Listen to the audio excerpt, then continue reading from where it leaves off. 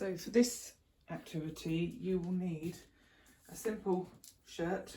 I've got my favourite one here. Okay, and you'll need some paper. Now it's up to you if you want to go out and spend some money on decent tracing paper, or like me, I've just used newsprint. I've then also got myself a metre and a half, yes, of fabric, and I've also got a ruler, pair of scissors, obviously pin cushion. These are called French curves. I'll explain those in a second. Right, to start off with, obviously I've laid everything out on the table so it's nice and easy to do. But what I've done is I've taken my nice simple shirt, and to create my pattern I've folded my shirt in half. Now this one, like I say, is just a t-shirt type shirt. You could use a normal t-shirt. Right, I have got myself some nice lawn, similar sort of weight to the shirt that I've got here, and I've already given it a wash. As I say to most of my customers, it's really important that you give fabrics a wash, because if there's any shrinkage in it, it's going to do it in its first wash. There was a small amount of shrinkage actually in this one, but it's kind of what you expect with the cotton lawn. I've washed it on a 40. I would recommend washing most fabrics on about a 30 now, because our detergents are so much better. But anyway, right. So I'm going to fold my shirt in half, and then imagine this was the whole sheet. I've already cut it down so we can move quite quickly through the project. And then I'm going to just lay this down over my sheet using this salvage edge here. This is going to be our lead edge, so we'll put it onto the fold. I'm going to place my folded shirt, and because this is quite loose, it doesn't have to be completely accurate. So I've laid it down onto the sheet, up to the salvage, and then I'm going to basically draw around it. But you need to allow a little bit of seam allowance all the way around. And what you could do, now this is completely up to you, you can either use a rule, it depends really what you've got equipment near you. You could either use a rule and measure, literally marking as you go along, 1.5 centimetres all the way round. Or you can use what they call a French curve. So you could lay this on, and I don't know how clearly you can actually see this. If I put my hand behind it, you might see a bit better. It's got these lines all on it, and each of these lines is 0.5 centimetre. So you may find 0.5 centimetre, you know, you need 1.5 centimetres for your seam allowance, and you may find you can just lay this on, say this is my edge of my fabric, you can lay this on to where you need your seam allowance to go, and then you just mark along this edge. Alternatively, you do the same, just marking with your ruler. Right, so all the way around, I've done myself 1.5 centimetres, just literally putting a little mark all the way around there. And then you can either just join it up by yourself, or you can use what they call these French curves. Now, I've just shown you them a second ago. I've had these for years. These are more plan ones, and I think you can still get them. You may be able to get them offline anyway, but they are brilliant just to give you these nice sharp curves. They're not a cheap product, but they are a really good investment. The other one that you can get, and I've had these again for a long time from WH Smith's, these are again a French curve, but you haven't got the markings on them, but they're equally as good and probably a lot cheaper. Right, anyway, back to our product. So I've marked off, and I've put my curves in, and now I've cut it down. Now your seam allowance you're going to need across the bottom, around the sides, the arms, across the shoulder and the neckline. Now as you can see on my neckline, I've got the back that's slightly higher than the front. So I'm going to cut myself the first one that is of the back. I'm then going to lay that piece, once I've cut it out, onto another sheet. So I'm putting this underneath, so I'm going to put my big sheet underneath and lay this back on top. And then, and I haven't drawn it in yet because I wanted you to have a look at it. Now, depending on how low you want your neckline to be here, now this one is a little bit lower than I normally like on here. So I'm actually going to take my neckline up a little bit. So I might want to take my neckline up to here just a little bit more. So marking down from there, and again, it's up to you if you use your rule or if you use your French curves. So I'm going to drop mine down probably, because I've already put the seam allowance on, so I don't need to worry about that.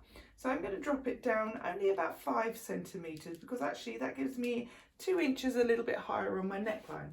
So I'm going to mark this off on my second sheet.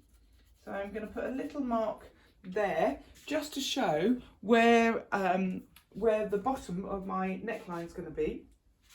I'm then going to look at my French curves, and again, if you haven't got French curves, you could just draw this in, but make sure you don't touch anything up on this salvage part on here. You don't want to be cutting anything off your seam allowance here. So you know it's got to come down 1.5 centimetres from your shoulders, and then you can start putting your line in. Now, I'm going to go with my French curves here, and this is where you play around with them to get your neckline just right. Now, you know this bottom bit has got to be fairly straight. You don't want to suddenly go up with it, otherwise you'll end up with a point. You'll go into a point at the top of your neck. You want that carefully, quite straight. So I'm going to just play around with my French curves till I get a neckline that I quite like, quite happy with that. And then I'm just going to draw that in. So that part I'm going to trim down, and on the other one I'm going to leave exactly this, leave it as it was. So I will then have my 2 pattern pieces. So I've got my back and I've got my front. Now I'm going to do something really naughty here, because I'm going to use my fabric scissors to cut paper, which you should never ever do unless I've got a pair right next to me, which I haven't. So I'm going to just trim that neckline down.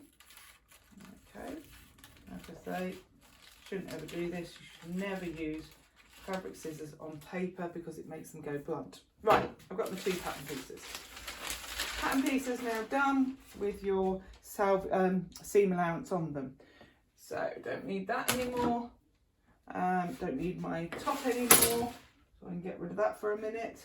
My French curves out of the way. Now my fabric.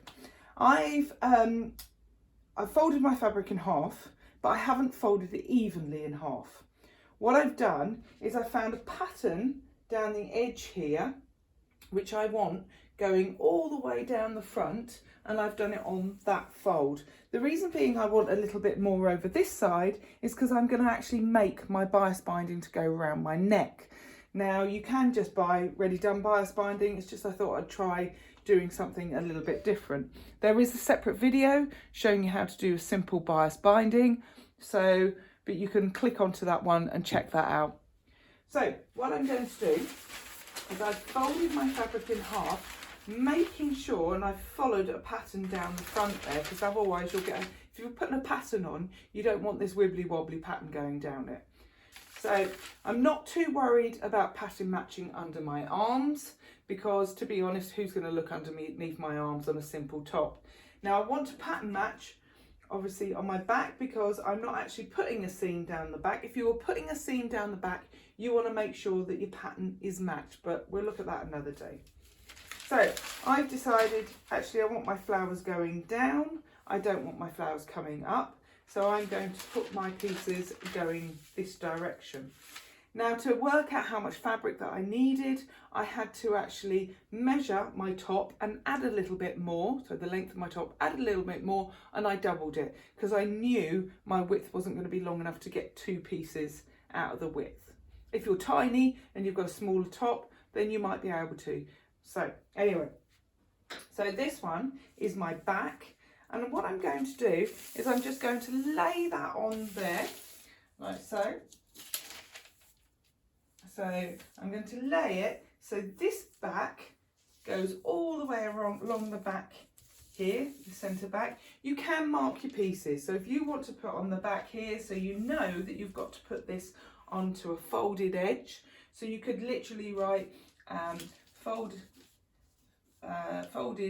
edge, okay, across there, and then you could literally write on here, so this is your back, so you know this is your back piece, especially if you decide to do this again, because if you do it again then you can alter it. Now I've gone straight into making it out of decent fabric, but you might want to test this out on a piece of old sheeting or something like that first, just to see if you like it or if it works, especially if you're new to sewing.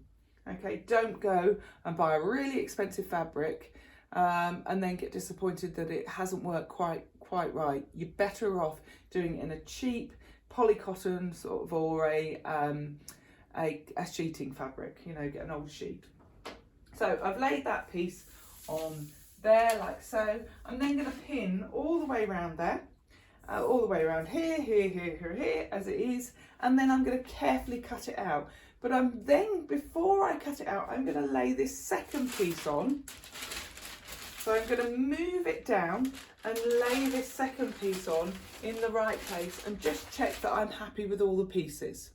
So I'm going to do that and then I'll come back to you again. So all my pieces now have been placed and pinned on.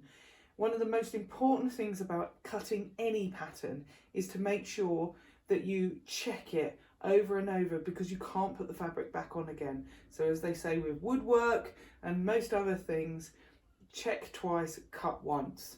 Okay, so just make sure that everything is in the right place before you start cutting.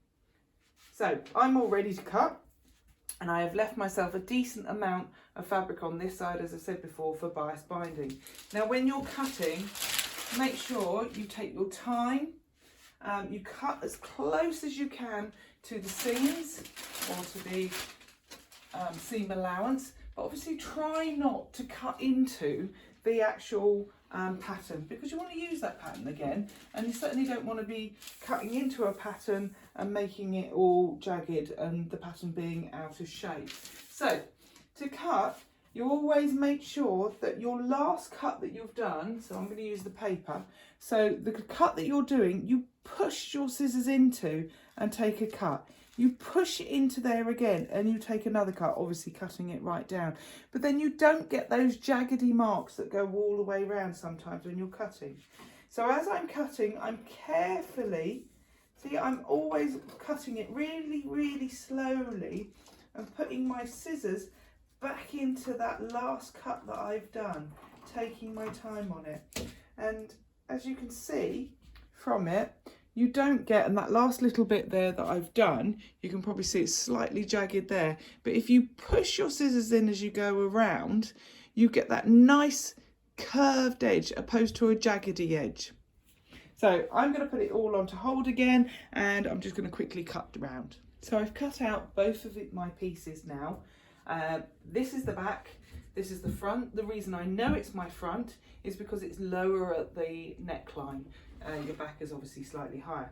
The very first thing that I'm going to do next is I'm going to take these pieces and I'm going to do a little running stitch along each of the necklines on my front and back, just a straight line, just to stop any, it stops it stretching.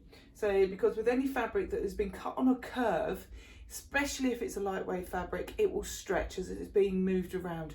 You're trying to stop that happening. You'll do that the same with an armhole as well. You won't want that to stretch more, otherwise you get this wobbly edge on it.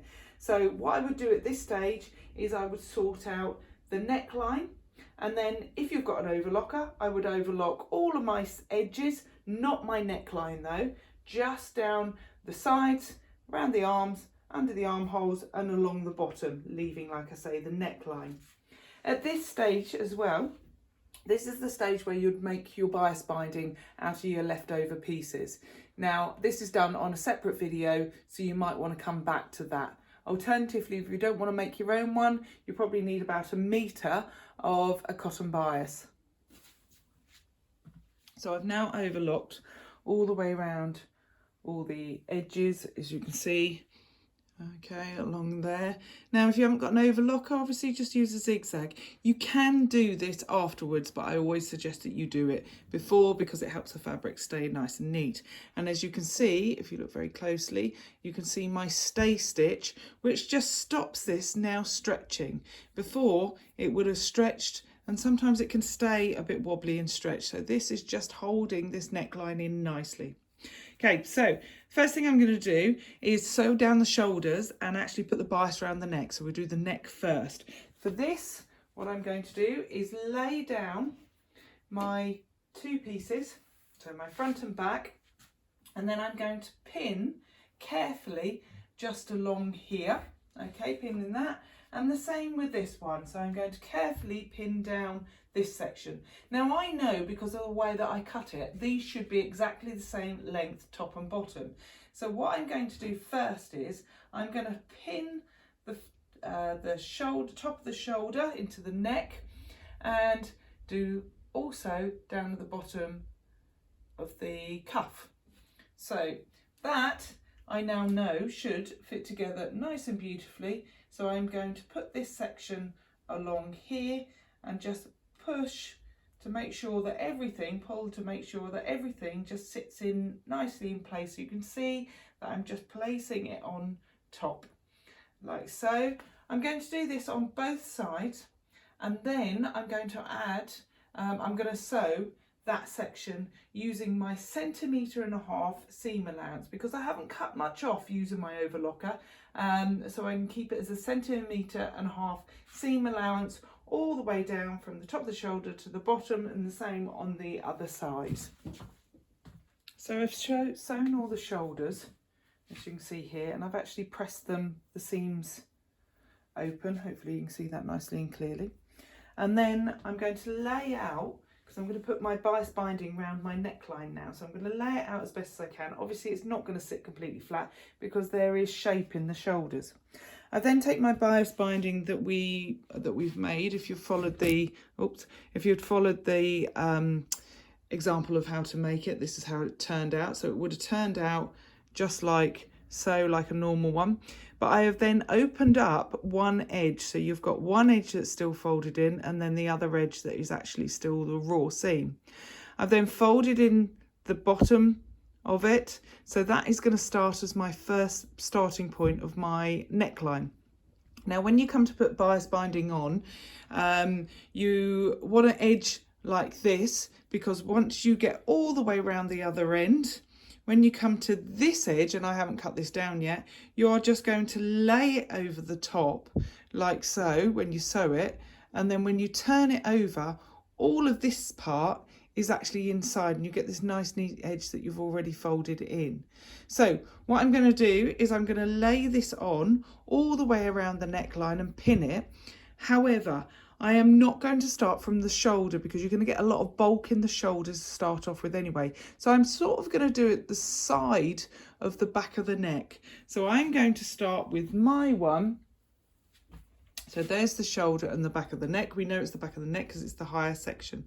So I'm going to start pinning on at that point of my neckline and pin it all the way around. I'll show you in a second. So I've pinned now all the way around the neckline, as you can see here, and as you can see it's a bit difficult because it's the same colour obviously, which we want. I have lapped over my end here, and the one that I folded in half at the beginning is just at the back there, so when it turns over you get a nice neat edge on it. When it comes to your shoulders, obviously you want to pin those as much as you can open.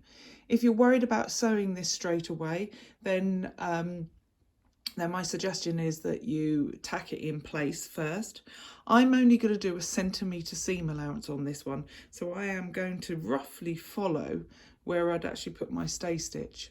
But I will come back and show you how I get on. So as you can see now, I have sewn the bias binding all the way around the neckline, ready for me to flip it over and sew around the edge there.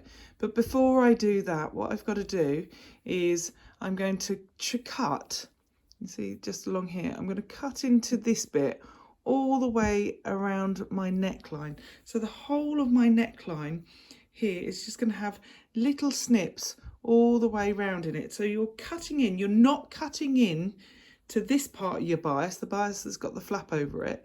You're just cutting into the neckline right up to the stitching, but being really careful not to actually cut into the actual main fabric. So you've got to just be really careful as you're cutting that into the neckline, ready so we can turn that in. But I'll show you once I've trimmed it in. So as you can see now, I have trimmed or cut all the way around into my neckline now, so just where the bias was. The reason being you're doing this is so when you turn it in, it actually can bend that little bit more around the neckline, otherwise it would just pucker.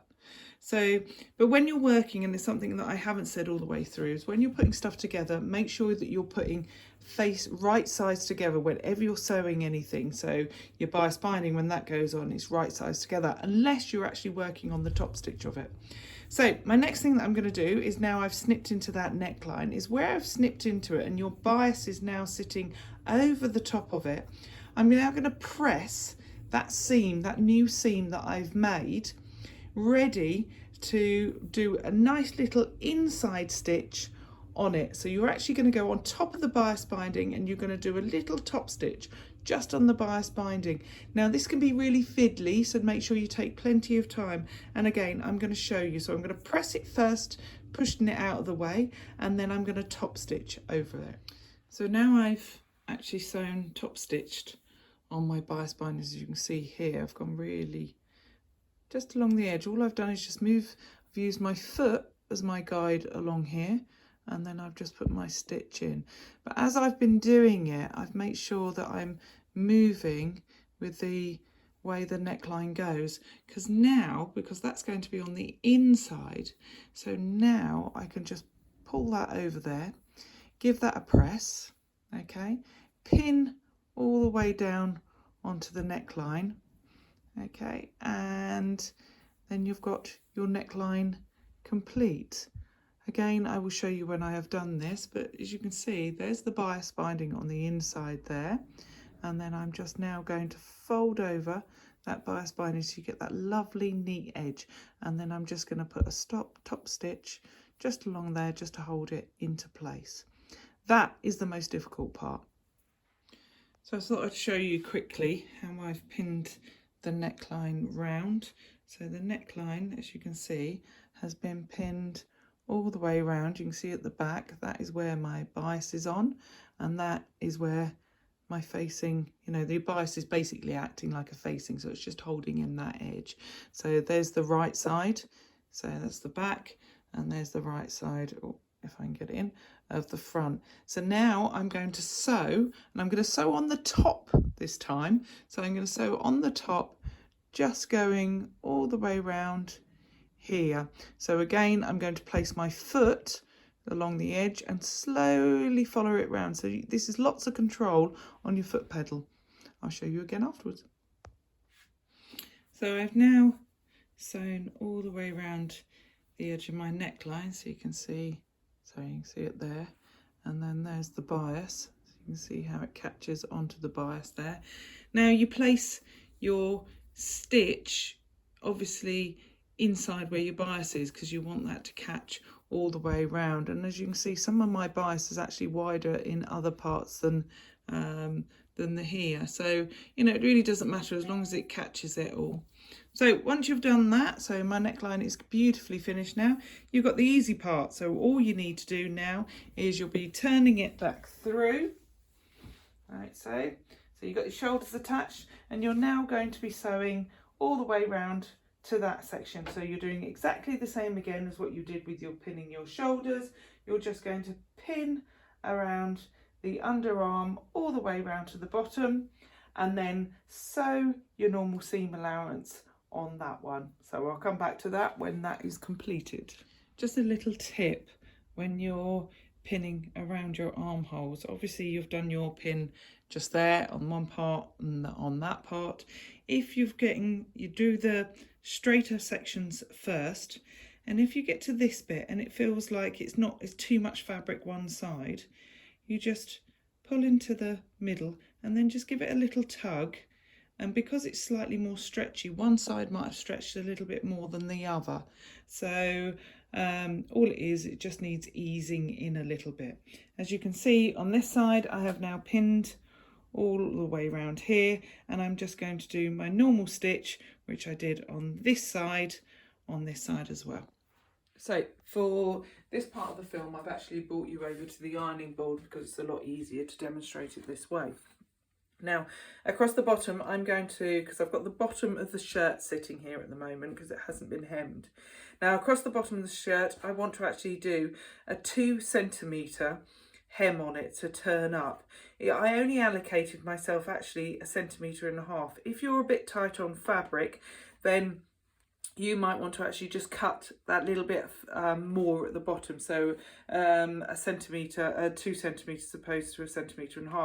With me, it makes no difference. It's not going to make that much difference to the bottom, the fact that I'm going up a 0.5 centimetre. Now what I'm doing is I'm marking from that 2 centimetre and putting a pin on the 0, so 2 centimetre pin on the bottom. You're going to do that all the way round. But then once you've done that, you're going to take your pins and you're going to point them towards you, the actual end of the pin. I'm using plastic topped ball top pins, so you can actually see them. But if you're going to iron them, I strongly suggest you probably use a normal pin, because sometimes if you catch these on the iron, they leave a mark. Now once you've done your line, you then turn it up towards you, and then where that pin sits in the top there, that is where you're going to iron. And you can do this, so you can literally just get your iron and just push it onto the top where you have popped your pin in.